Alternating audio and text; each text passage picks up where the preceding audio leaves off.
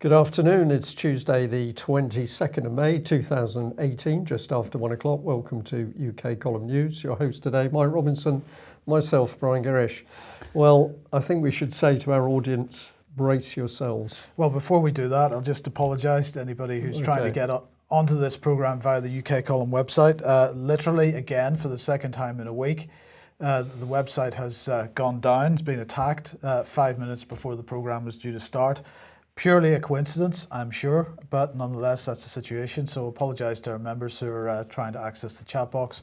Hopefully you're watching on YouTube or Facebook. Now, yes, brace yourselves, because the rather reptilian-looking Tony Blair was on Radio 4 this morning on the Today programme.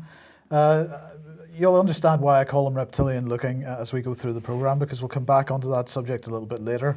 But he is concerned about Brexit. Now, I have to say this is the third time, Brian, in 3 months, 2 months maybe, that the BBC has had Tony Blair on to push forward his pro-EU line. But this time, I regret to say that I have to say that I generally agree with the main point he was trying to make, right? And I choke almost in saying that, but let's understand what he's saying. He's saying for the Labour Party, the position is even more stark.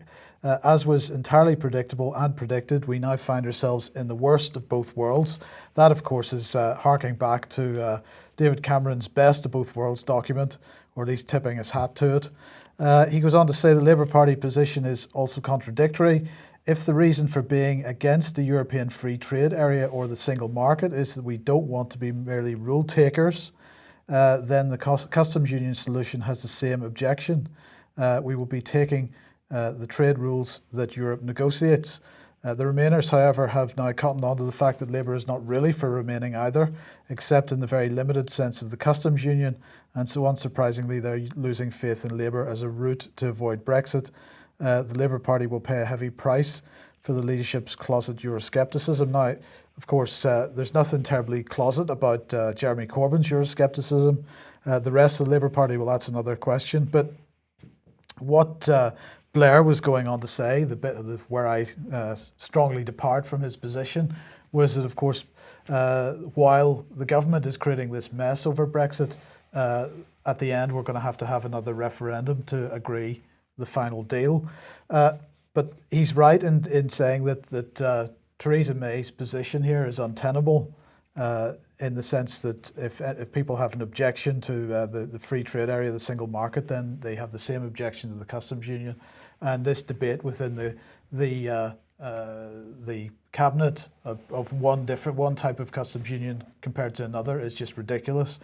Anybody that believed that Theresa May was ever going to bring us out of the European Union was off their heads. But it gets better, because Nick Clegg was talking today as well, and he says that Brexiters, people who support Brexit, have forfeited their right to be heard. This is a pretty democratic position, I would have thought. What do you think? Well, I think it's quite normal for Clegg. Yes. Liberal, but yeah, only for the correct policy. Yes. They have forfeited the right to be heard on the process. They advocated Brexit during the referendum without the faintest idea what it means in practice. They still can't agree amongst themselves how it should work, and they have no remote chance of crossing all the T's and dotting all the I's before the deadline, which they themselves established. So he's now calling for a further 12 months to be added. He's calling on MPs to lift the sword of Damocles, as he calls it, which presently hangs over the timing of the Article 50 negotiations. When faced with so many doubts, so many loose ends, so many unresolved questions, the first and simplest thing to do is to give the country that most precious of commodities more time. And as you see on screen, he said, what this country is experiencing with all the risks and threats it poses is nothing short of political and constitutional crisis. And again, I completely agree with him. Absolutely, that is what's going on. But let's not forget that this is a deliberately engineered political and constitutional crisis. And that's the key point. So these guys are all in it together. Blair, Clegg, and the current Tory leadership, all in it together, is our argument, my argument at the very least. If we want an idea, as I've said many times before, of where the Tory government is going with this, we do need to go back to David Cameron's Best of Both Worlds document and have a look there for some of the answers. Yeah, so Westminster, simply a puppet show while all this goes on in the background. What's constantly in my mind, Mike, is how would this country be getting on if we were just focused on running this country, if we were focused on what we need for industry, jobs, how we're going to run the NHS, how we're going to repair the roads, how we're going to look after people who are homeless. If we were focused on these things within the United Kingdom, we would be doing fine. But what do we see day after day, hour after hour? This constant nebulous debate over the European Union and Brexit and the delay, the shambles. What is it doing? It's dragging this country down. And the Tories said with Danny Kruger and Nick Bowles that they were going to introduce a period of creative destruction. That's what we're witnessing.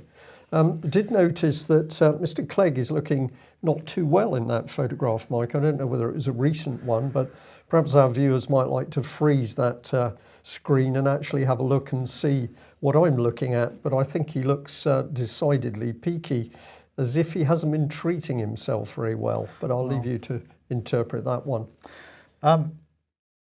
Yes, let's move on to Jeremy Hunt. Jeremy Hunt says that he is going to host the first ever global Ministerial Mental Health Summit in London this October. And when I read that the first time... You smiled. I did, yes, because I couldn't think of a group of people more appropriate to be featured in a mental health summit than the current British Ministers of State. But in fact, this summit will aim, he says, to help countries work together to increase the evidence for different treatments to deal with mental health issues and to ensure healthcare systems around the world value mental health as much as physical health. But my point here is that yet again we see a health secretary who's looking at dealing with symptoms rather than the causes of the problems. If there are mental health issues arising within the public, what is the causes of those? What do you think are the causes of them? Could it be a combination of modern technology, being bombarded with rubbish in social media, stress of having to listen to the likes of Jeremy Hunt talk and read what is appearing in the mainstream media? Well, that's part of it, Mike. I say it's deliberate to reduce the health of the nation to chaos, much the same as all the rest of it. And of course, we're going back to policy that we saw around, for example, Colonel Rees Rawlings in the 1940s, where they were talking about introducing mental health into this country as a particular political tool. And here it is running. I think we'll cover more on that in the coming weeks. Well, let's have a look at some of the, what do we say, the happy people. I just couldn't resist this one. The Guardian, and it says that Michael Gove and Ruth Davidson are forming a team and they're backing a new Tory think tank, which is called Onward. So here are their happy faces. Gives you a lot of confidence, don't you, that people like this are running the country. And they're supporting onwards. And we need onwards because otherwise the Tory party is going to be finished within a generation. So let's get into this. So we'll bring the lovely lady on the screen again. And the top caption there is from the Express.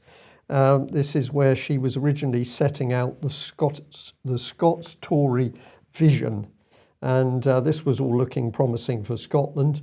But now she's warning that sometimes as Tories we look a bit dour. She said, we look a bit joyless, a bit authoritarian sometimes. We don't get to win if we start hectoring the people we need to vote for us. When you do it with a smile, they actually get behind you. So this is where we've got to now. She's looking pretty dour in that picture, I would have thought. But of course, they think that if they smile, we'll be carried along with the authoritarian bit. Excellent. Is this a mental health problem, Mike? Possibly. Well, I'm just going to remind people that Michael Gove stood on a public stage in London and said that he was proud to be a Zionist and a friend of Israel. And my question, which I'm very happy to keep asking, is which comes first, the UK or Zionism? It would be nice to know this so that we know what the true objectives of our politicians are. but we don't know. But there's the question, which comes first? And if we just follow this gentleman through, this is jumping back to local Eastleigh election, where the Lib Dems and UKIP beat Tories into third. The Prime Minister, David Cameron, said it's a disappointing result for the Conservative Party, but it's clear that in mid-term by-elections, people want to register a protest. But he said he was confident that at the general election, we can win these people back by demonstrating that we're delivering for everyone who wants to work hard and wants to get on. I'm going to have to laugh while I'm saying this because it's so ridiculous. And that's what we want to be focused on. So we didn't do too well, or he didn't do too well in the elections. But really, it was Michael Gove that I wanted to bring in because he said he was gutted by the result, which he described as a protest vote, partly driven by a distaste for elites. So he does understand what the problem is, an authoritarian elite that people actually dislike. And it isn't going to make much difference whether you look dour or you smile. These people are living in their own reality, Mike, Absolutely. and perhaps they should have a word with the health secretary and see if they could get a slot. So we'll pop him back on screen smiling, because in that article he said the Conservative Party is at its best when it appeals beyond its core vote and puts forward a reforming, forward-looking agenda that responds to the concerns of the entire nation. So that's all pretty good. And I'm just going to ram it home by saying, well, if you look at the record, what they're interested in is war. So here was the headline from The Guardian, where it was pointing out that William Hague was telling the cabinet, don't talk about the war because it's embarrassing and it shows the public what we're really up to. But on that note, and I'm sorry for this image, that it is disturbing, but I have been greatly encouraged by the amount of media being posted on government Twitter pages where people are pointing out what's really going on in the world. So Brian, what is the point of this think tank then? Well, it's going to help the Tories refocus on where they should be going. So is this some kind of attempt to counter the sort of Labour progressive movement? Well, one of the things that was pointed out was that membership at the moment of the Tory party is about 125,000 compared to 500,000 for Labour. So I think there's a bit of unrest at the moment. They realise that Theresa May is in fact some form of walking dead zombie. How are they going to counter this? Well, we need a think tank, and they've put a smiling dour Scot in with Michael Gove in order to come up with good ideas. Good stuff.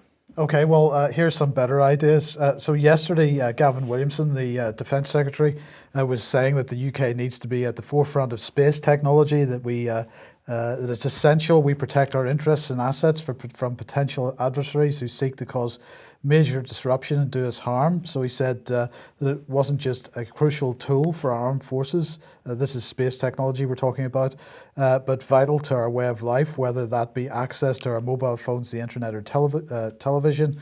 And so he's going to boost the number of personnel working in the defence space sector by a fifth over 5 years to more than 600, with the RAF Air Command taking on responsibility for command and control. So that was yesterday. Today, he's setting up an artificial intelligence lab, and this is going to be hosted at Porton Down, apparently.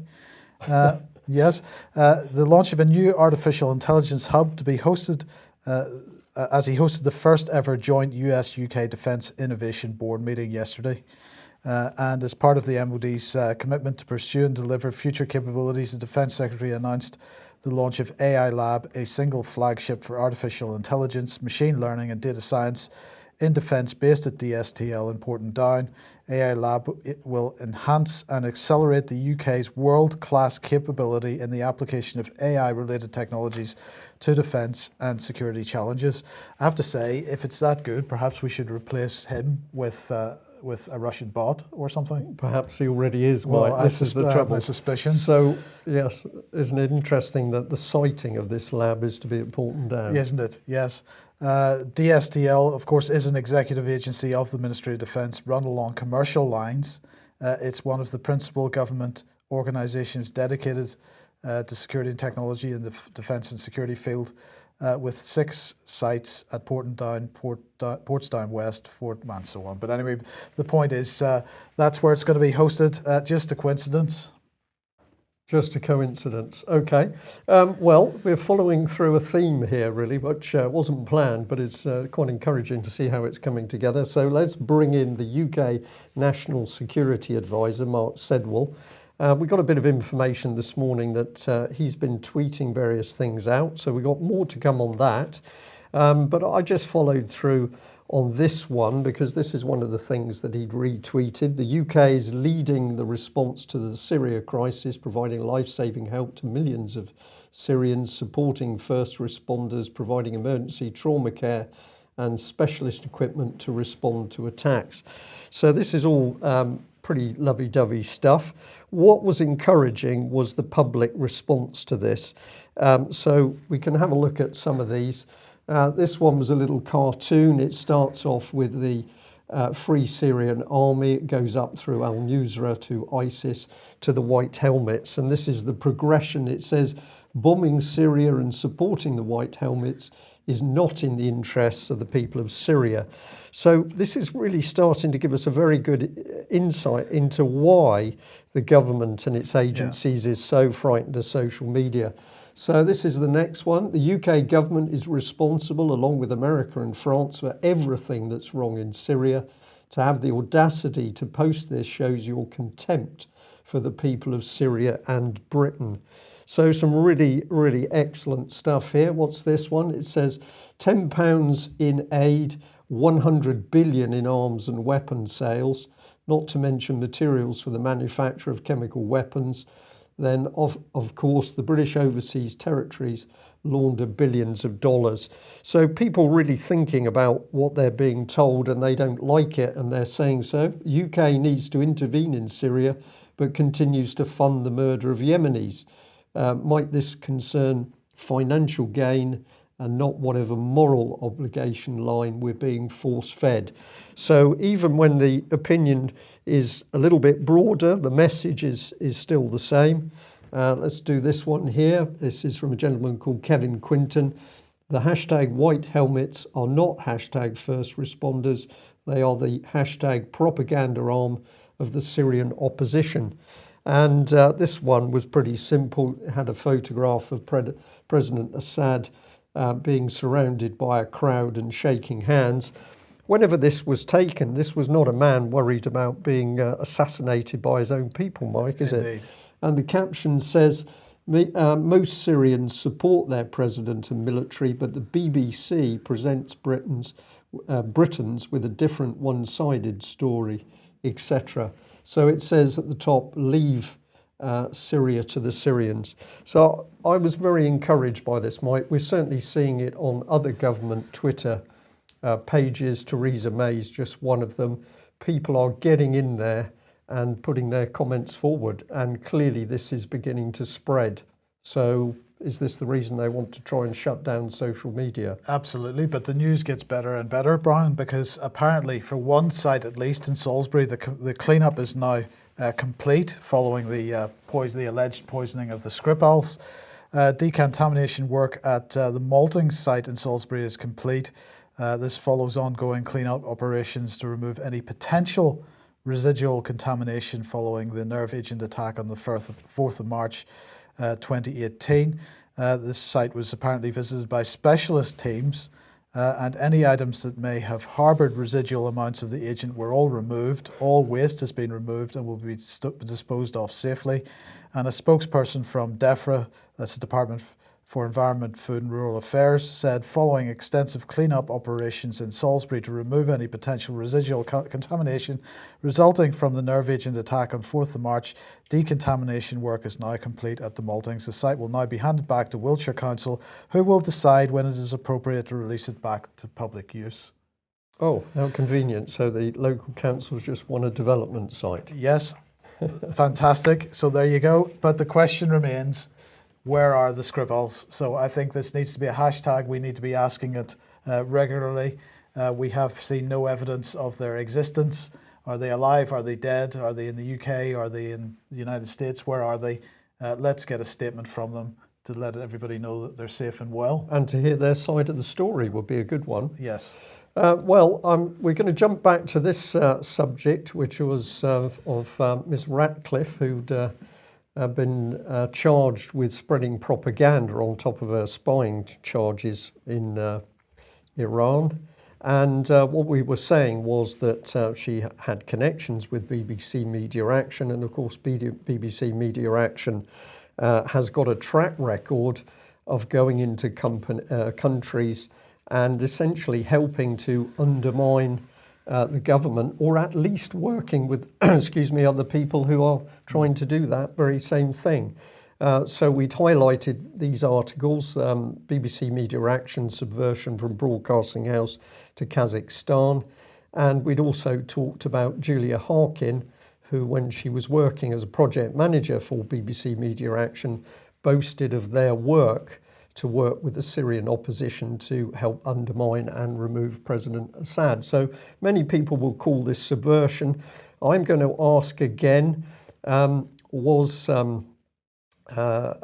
Miss Ratcliffe, was she duped into this dangerous BBC propaganda? Did she really know what she was getting involved with, or has she been duped by the BBC? I think this is a fair question. We can say because she worked for the BBC, she must have known what she was doing.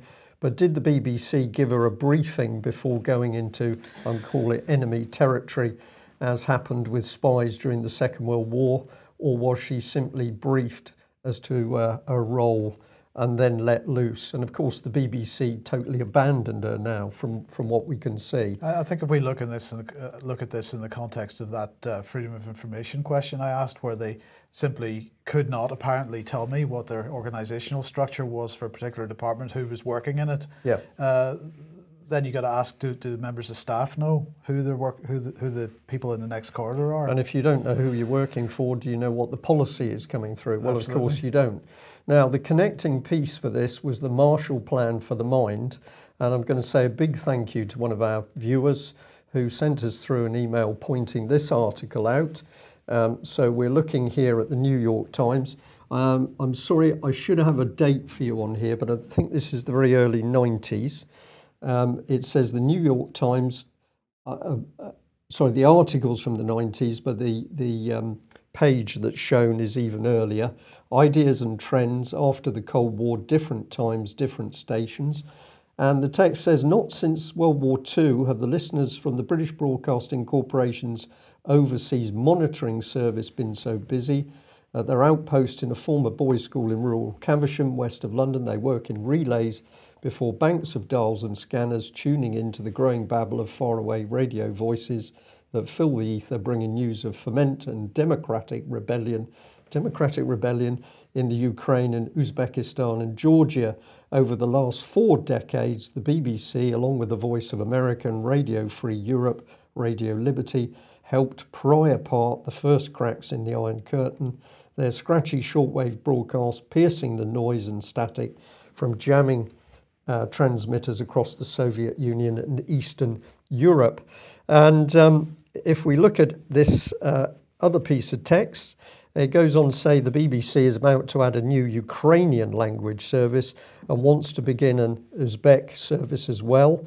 And it recently launched a television news network to compete with the cable news network, Tunes and Teaching. So isn't it remarkable that we had all the trouble recently in Ukraine? The BBC, of course, had been in there helping to stir the pot. And then it goes on to say the BBC are juggling programming schedules, adding more music and instruction in the English language. John Tuzer, the general manager of the BBC, now talks about what he calls a Marshall Plan of the Mind, which would use radio to bring instructional broadcasts in history, banking, accounting and communication to the emerging democracies of Europe. So somebody else picking up that what is the BBC pushing? Banking and accounting. This is This is helping the international banking cartel create revolution to make money, is it? So BBC Media Action, definitely a successor to this then? Absolutely is It's just retitled it and called it a charity so they can get even deeper. And thank you very much to this one that was sent through to us.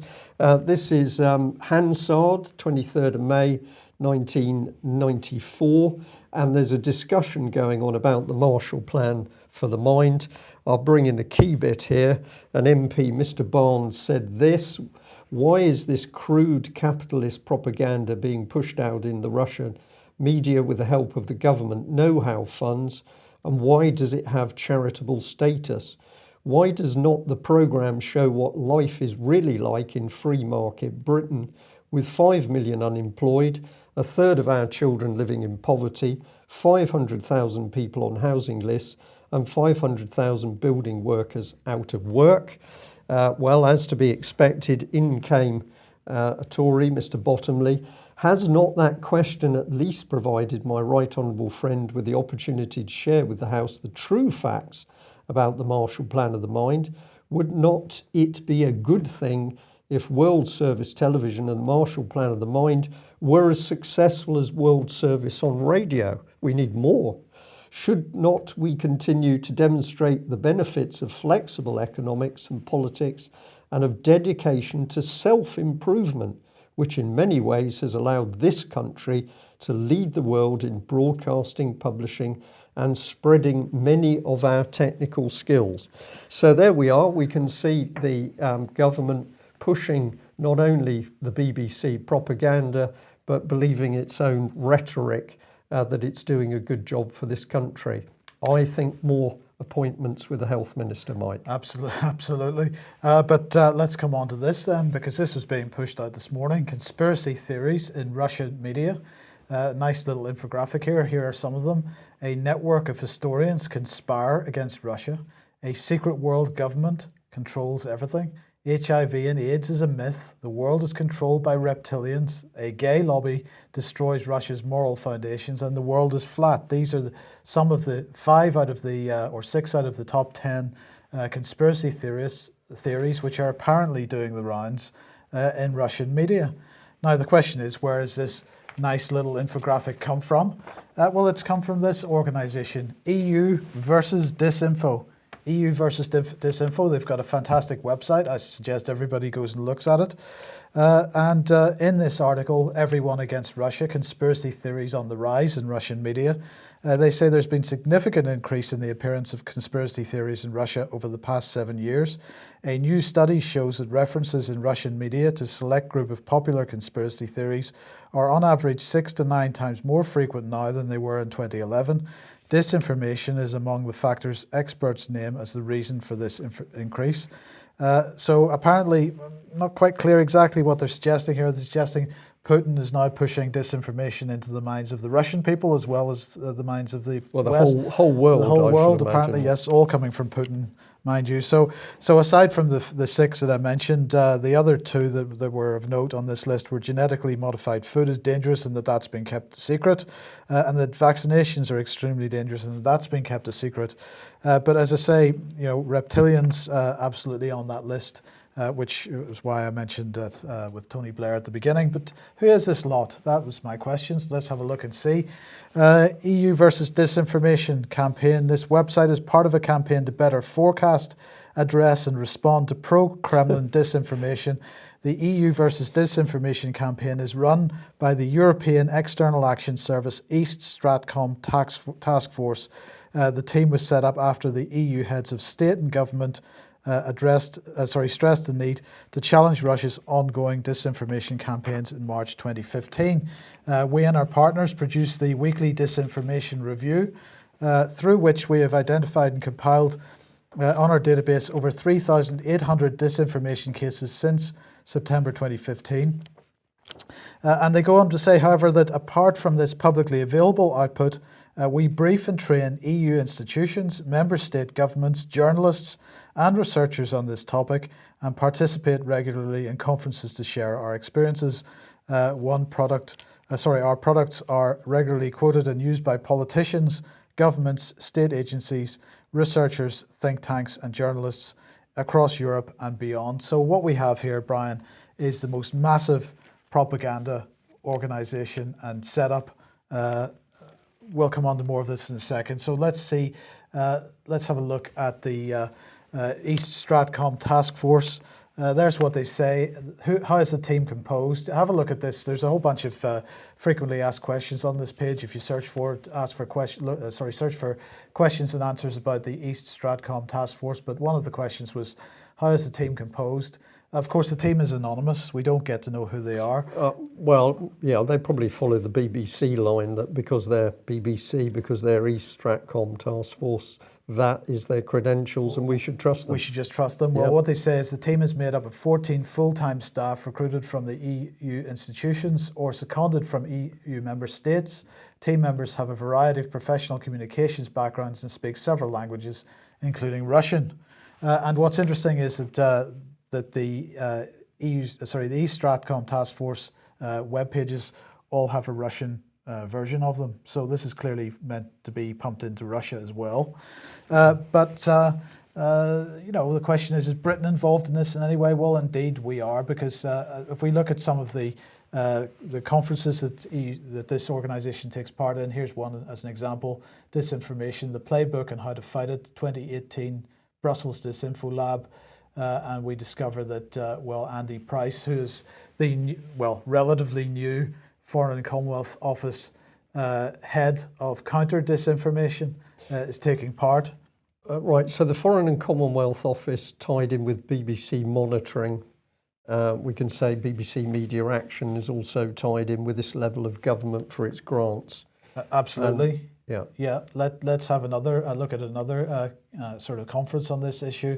And there he is again. So he's propping up in all these things. Now, this is the Andy Price that the Foreign and Commonwealth Office doesn't want to discuss in any way, shape or form at the moment.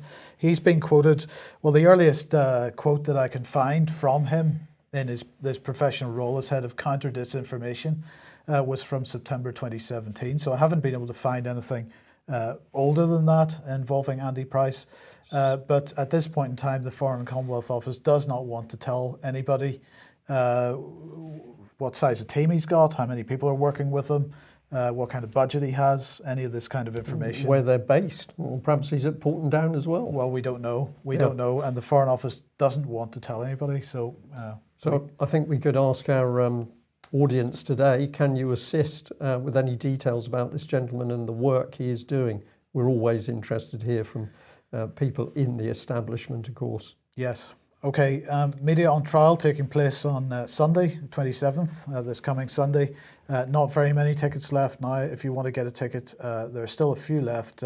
Please get on the website, mediaontrial.uk, and get hold of one. I understand from Sheila and the other organisers that there will be an email going out to ticket holders tomorrow, which will describe the process by which details of the venue will be communicated.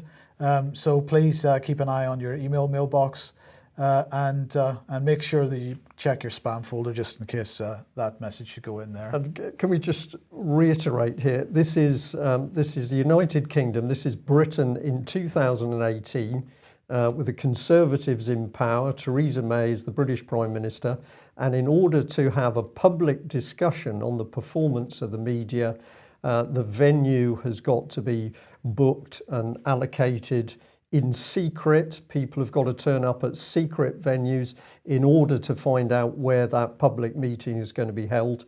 I'm old enough to say that this was the type of thing that we would see in the Soviet Union or East Germany. We've now got exactly the same system operating in UK. So this is real. If you dare to criticise the British media in 2018, you are going to be targeted, you are going to have the venue taken away from you, you're going to be accused of inciting hatred or whatever it is. Quite remarkable, Mike, that this is the situation. And if you're listening from overseas, we couldn't give you a better example of the fact that Britain, under Theresa May's Conservative government, is on a knife edge to a dictatorship. There's no question of it. And let's bring in this on a positive note, but a letter from Peter Hofschröer to say thank you very much to all the help and the fundraising that's been given. Now remember, this man has been taken off the streets in Britain. He's been transported to Austria. He's been falsely sectioned and put in a mental institution in order to silence him. And it's only due to the generosity and attention of UK column viewers that he's now got a hope of getting out. So I've just put out there an excerpt of the content, but he says, "Can you please pass on our thanks," he's talking about his mother as well, "to the people who stepped in to raise money. Mum would ask me, why are they doing this to us? What have we ever done to them?" And he says how difficult it is to try and explain to an 80-year-old with some memory loss why she's suffering in the way she is. But he says what slowly became clear over the years is that our case was far from isolated. There are tens of thousands, and we would certainly support that statistic. There are tens of thousands of these cases, and let's not forget that Melanie Shaw, child abuse survivor, a whistleblower, in prison now for 2 years, most of which has been in solitary confinement. She's been put there by British Prime Minister Theresa May as former Home Secretary. We are now wondering whether Melanie is on an indeterminate sentence. Those are supposed to be banned, but we are now getting more concerned that Melanie is on an indeterminate sentence, and therefore she has no actual release date. A lot of work to be done on this case, but again, what a reflection of Britain in 2018. And we'll bring in the Russians here because it's taken Russia today to hit the nail on the head. US approves $45 million sale of 3,200 bombs and bunker busters to Bahrain. And what the article says is, of course, the British public are not going to be told the true details of the horror of those bombs and their use because that'll be censored. Well, we missed this one, but a couple of days ago, Bernard Lewis passed away at the age of 101. And Peter Oborne here, writing in Middle East Eye, saying, "Do not weep for Bernard Lewis, High Priest of War in the Middle East. It's customary to speak well of the dead," he says. "I refuse to observe this convention in the case of Bernard Lewis, a historian of Islam and the Middle East who died over the weekend, aged 101. I can think of no modern scholar who has perpetrated half as much harm. Lewis was intellectually a towering figure. This meant he had the ability to do great good. Instead, he became the intellectual high priest for the calamitous wars that have caused such bloodshed across the Middle East, while doing unlimited damage to the standing of the United States. He later deceitfully claimed that he had been against the Iraq invasion. This is rubbish. He was directly involved. Even before 9/11, he had pressed for regime change in Iraq. It was him and not Samuel Huntington," he says, "who coined the phrase clash of civilizations. We're facing a mood and a movement far transcending the level of issues and policies and the governments that pursued them," observed Lewis in 1990, adding, "There is no less than a clash of civilizations, the perhaps irrational but surely historic reaction to an ancient rival against our Judeo-Christian heritage, our secular present, and the worldwide expansion of both." And Oborne says that Lewis was also guilty of disastrous intellectual reductionism. To put it mildly, the world's estimated 1.8 billion Muslims do not all think the same. Lewis often wrote as if they did. Not that you know this from reading today's newspapers, the Wall Street Journal, the Times, the Daily Telegraph, and many other outlets carrying long obituaries full of praise for one of the sages of our great age. Now, of course, it wasn't just clash of civilizations policy that Bernard Lewis sort of invented. It was taken up by Samuel Huntington in the famous article in Foreign Policy magazine and then the subsequent book. But he was also the architect of Brzezinski's Arc of Crisis policy. And of course, this was pushing forward Muslim Brotherhood, fundamentalist insurrections all along the southern borders of the what was then the Soviet Union. And that policy was called the Bernard Lewis Plan for many years. Yes, I'm afraid I fall on Peter Oborne's side with regard to Bernard Lewis, and I'm not too sorry to see him go. I'm sorry to say that, but that's the way it is. Well, that's fair enough. Yes. One quote. One quote. Yes, of course. Most of the states of the Middle East are of recent and artificial construction and are vulnerable to Lebanonization. This is how he was describing it. This was in a Foreign Affairs article that he wrote. forecasting the Lebanonization of the entire region. And he said most of the states of the Middle East, as I say, are of recent and artificial construction and are vulnerable to such process. If the central power is sufficiently weakened, there's no real civil society to hold the polity together, no real sense of common national identity or overriding allegiance of the nation state. The state then disintegrates, as happened in Lebanon, into a chaos of squabbling, feuding, fighting sects, tribes, regions and parties. And of course, this didn't all come out of Western policy, since it was Western policy that drew the borders in the first place, and it's Western policy that's fomented the splits and the divisions ever since. And I'm going to say the same policy has been unleashed in UK, Mike, but we can talk about that in future programmes. Let's just remind people that UK Column did a lot of work to put on a conference to do with the NHS, Dying for Good Health. This was in Nottingham on the 12th of May. We had really excellent speakers, people brave enough to speak out, even from within the NHS. We had a remarkable coincidence that the very same day, the very same location, Nottingham, there was another NHS conference set up. We can now show you a little detail of that other conference. We should stress that conference, of course, was set up after we announced ours. Indeed, yes. Hello, it's Jonathan Ashworth here, the Shadow Health Secretary, and can I send my apologies that I can't be with you today because of the important trade union march in London. But can I say I'm absolutely delighted that the Socialist Health Association is establishing a branch in Nottingham. Hopefully Leicester will be next, where I'm the Member of Parliament.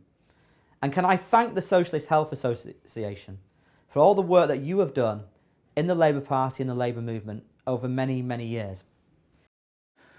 So just remarkable. We set up a conference because of the great concern about what's happening to the NHS. We book a venue in Nottingham, and then a short time afterwards, that conference is set up and advertised. And coincidence, Mike? Well, what I find remarkable is it seems to be the Labour movement, which didn't or wanted to be counteracting the work that was being done by because remember this was a UK Column promoted event, but it was really there to facilitate a number of excellent campaigners on issues of NHS privatisation and other issues. Yeah. So it was inclusive. Our conference was completely inclusive. And so it's a real surprise that people that are notionally campaigning on behalf of the NHS would want to undermine that. Yes, and of course we'll remind people that also we know that certain individuals from Open Democracy also took it upon themselves to send out some communications to try and warn off the speakers from speaking at the UK Column event. So just amazing that when you start to tell the truth about what's happening in the NHS, there's a move to shut you down, just as there is if you start telling the truth about what's happening in the media.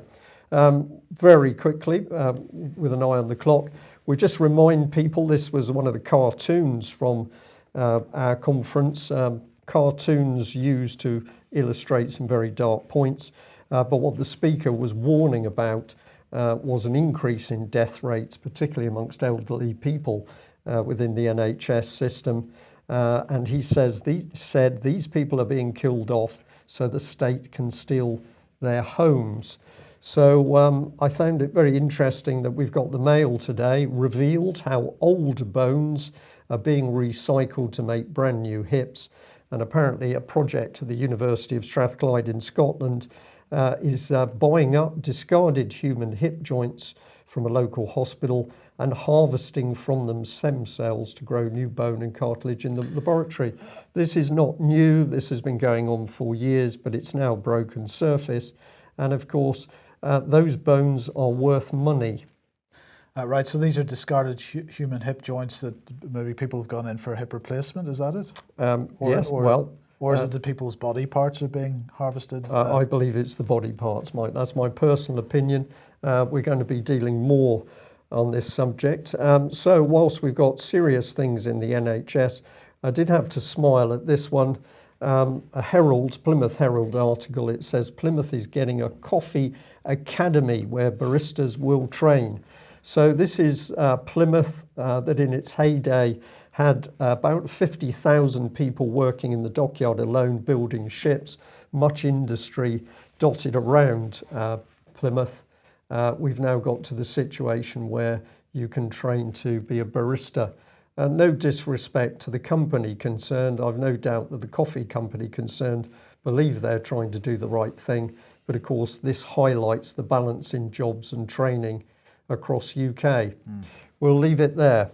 That's it. Thank you very much for joining us. And thank you again to all the people who supported the Peter Hofschröer campaign.